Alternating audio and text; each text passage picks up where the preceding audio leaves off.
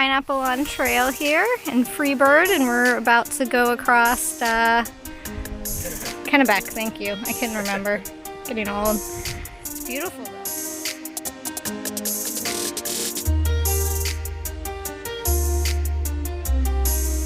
You got a neat job. Yeah, it's not a bad little filling gig.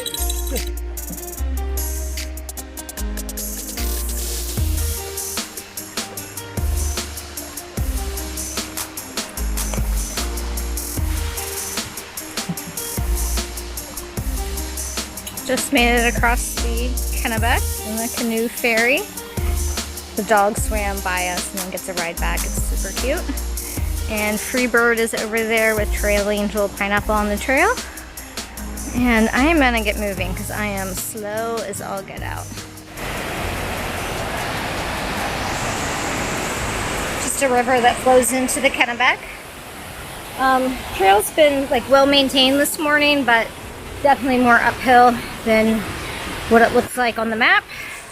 And it's already 90 degrees and it is humid, so it's gonna be a long, tough day, but I'm feeling up to it.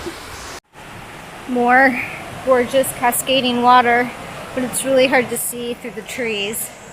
But it makes hiking nice. This is the trail this morning. A little better. Some more the usual. Rocks, roots, ups and downs. No surprises there.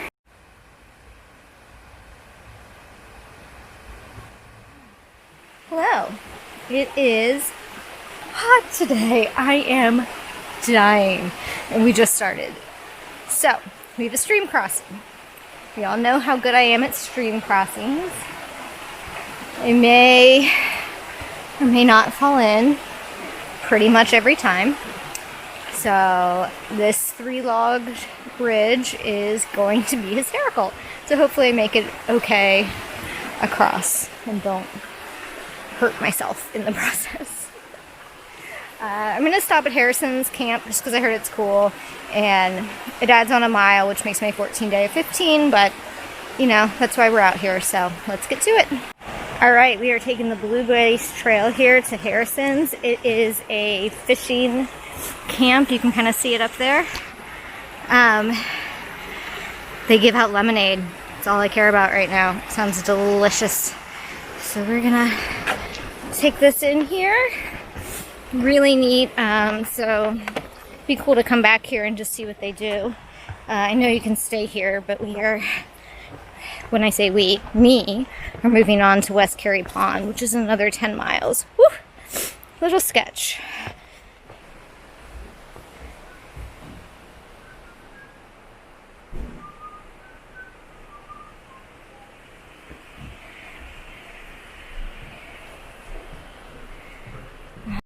Just took the Blue Blaze Trail from Harrison's, the fishing camp. The guy was super nice. There was no one there. We talked a little bit about like how COVID's impacting his business and things like that.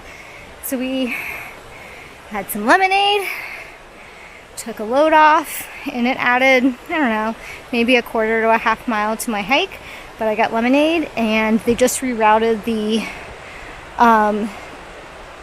trail here, and you have to ford the river now, so I avoided that as well. So all in all, I feel like a super win for me. And if you are coming northbound or southbound, definitely take the Blue Blaze Trail into Harrison's. It's just kind of a neat place, and the guy is super nice. Lemonade and cookies, y'all. That's what it's about. It's about the smiles, not the miles. All right, now I feel really cheesy, and we should maybe start hiking again. Bye. So today is just the green tunnel. This afternoon, nothing too exciting, but the trail's been really flat, so the miles will be easy to get in today for once.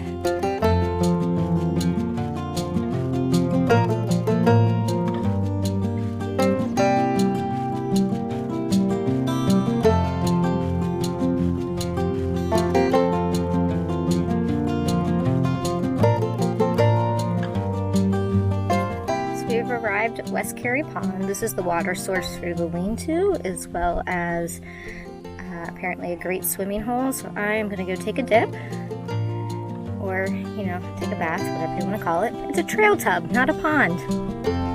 Oh, I'm thinking very clever now. Alright, trail tub it is. Kind of wipe off some of the grime and then we'll be on to dinner.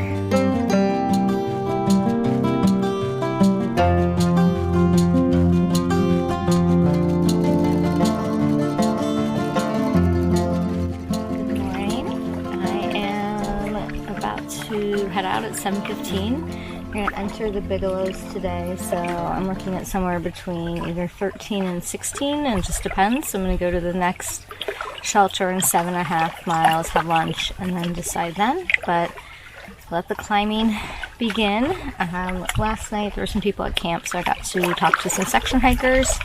Freebird, who's another SOBOer, was there, but he's doing 18 today, and I'm not there yet.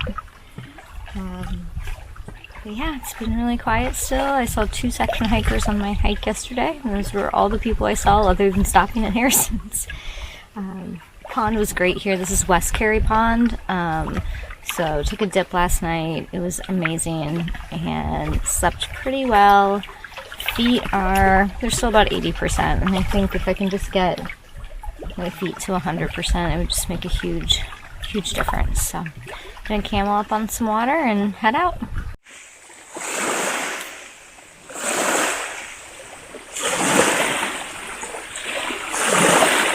So this is Flagstaff Lake, and I found like a rocky beach here to like take a break. I'm trying to figure out what my plan is for today. But great resting spot. Just a short road walk here, and then we're gonna turn into the left there and start the climb. Hopefully I'm feeling up to it. Starting the climb into the Bigelows and running along this creek. It's beautiful. Gorgeous views. Definitely not making it 15 miles today. I'm hurting. So it's about 3 o'clock in the afternoon. There's no way I'm doing 15 today. I'm going to do 12.7 and try to climb tomorrow on fresh legs. My IT band on my right side is really tight. It's causing some knee pain. So I'm just going to take it easy, and you know, I'll get to Georgia when I get to Georgia. So this view is insane. So I'm going to flip it around and show you. So this is the trail. Just a little nerve-wracking. And then this is the phenomenal view down here. It's amazing. So I'm probably going to stop for a minute, take some time to reflect before heading down the mountain. Alright, so I'm taking this Blue Blaze trail about a 1/4 mile to this campsite. It's not ideal, but I can't go any further today. But I get to crawl under this, so isn't that fun? Super buggy, so I'm looking forward to getting my tent up and crawling in.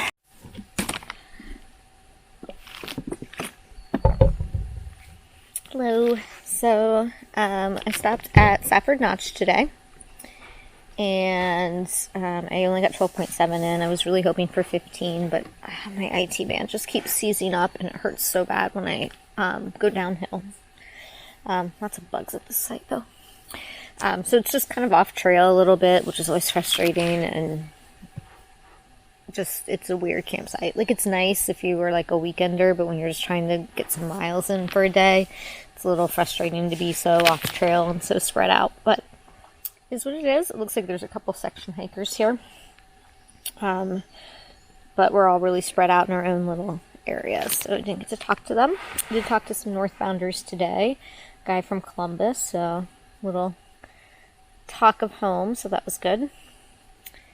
Tomorrow I'm either going to do like 7 or 8 miles because I have that big climb in the morning, or I'm going to go into Stratton and get there in the evening, and that will require my first hitch, so I'm not sure how I feel about that.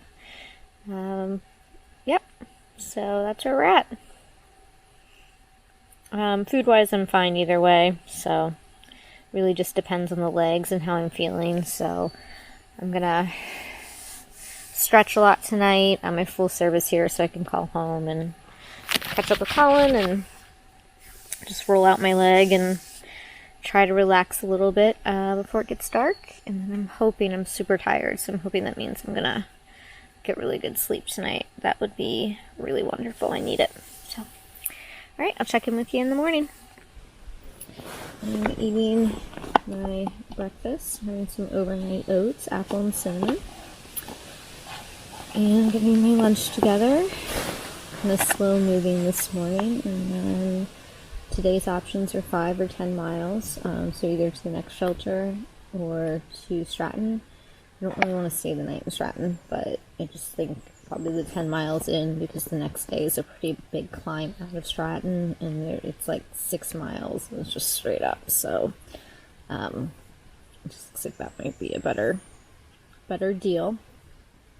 And then I'm going to try to skip Rangeley and head straight to Andover, where I have a resupply box. So that is the plan. Hopefully I'll see some hikers along the way. It's still been really quiet. Coming out of Safford Notch, this is what the trail is going to be today as we climb up there. Definitely going to be a really slow 2 miles. Alright, let's get to it.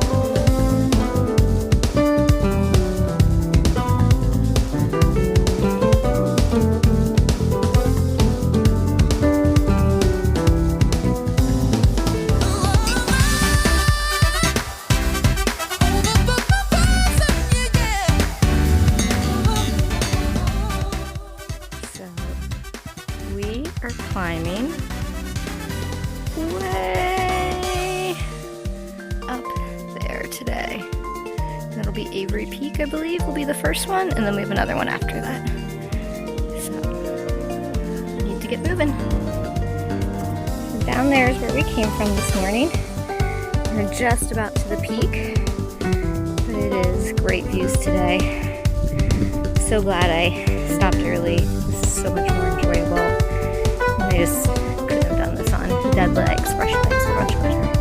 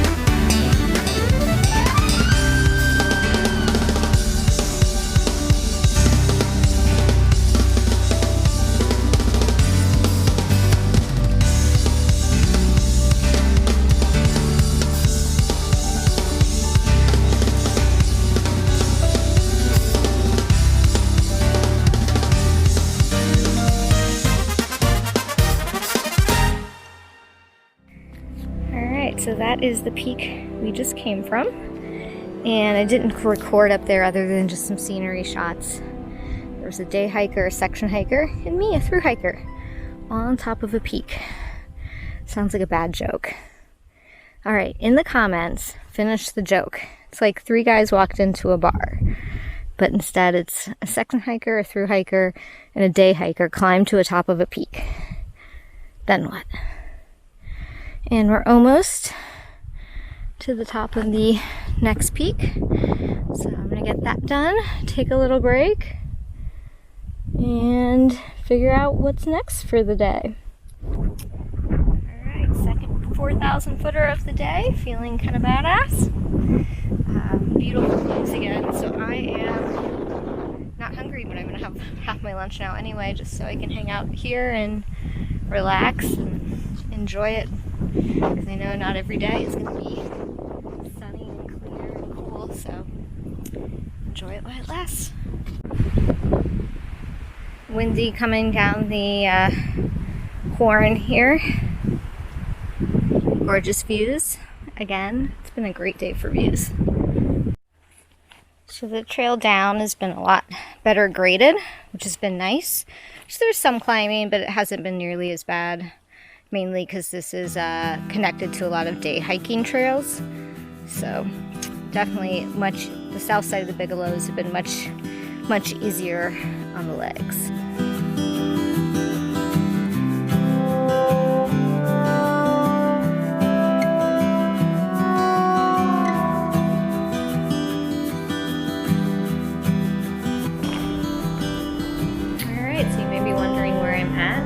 Stratton Maine at the laundromat, just getting my clothes cleaned up, and then I'm gonna head out on trail for just a short Neuro today. It's a huge climb though. It's like 3,500 feet, 4,000 feet into the Crockers, and then I'm gonna stay at a campsite up there tonight. So I think it's like between 6 and 7 miles.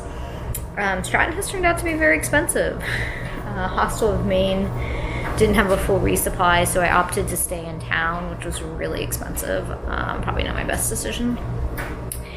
And the market here is like, they didn't have a 4-ounce fuel can. I can't get an 8-ounce, it's just too big into my pack, because I have a 46-liter pack, but it's an extra small size, so it's like 40 or 42 liters, and it's just really tight, even though I have a really low base weight. So I am not cooking in the next 5 days until I get to Andover to get my resupply, and I cannot wait for my own food.